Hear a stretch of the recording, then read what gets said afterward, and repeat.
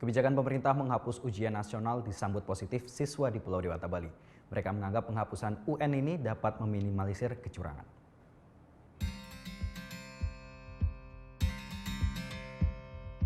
Kalau menurut saya sih bagus ya, jadi kayak kurang dengan kecurangannya. Kalau misalnya UN itu kan biasanya banyak bocoran lah. Kalau misalnya per daerah juga mereka tergantung dari kurikulum di daerah. Jadi mereka tuh lebih tahu kemampuannya mereka. Terus kalau bisa sih lebih diamankan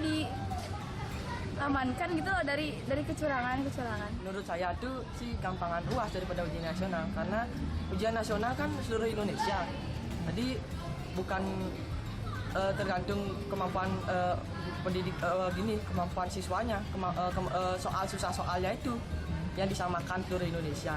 Ujian di setiap daerah ini ada juga untungnya, karena jika pusat yang mengatur ujian ini, mereka kan kewalahan atau lumayan susah untuk mengatur setiap daerah, karena memang ujian nasional sebelumnya pusat yang mengatur semuanya. Tapi jika kita melakukan ujian di setiap daerah ini, maka pengawasan dan pengaturannya akan semakin lebih ringan dan tidak terlalu terbeban.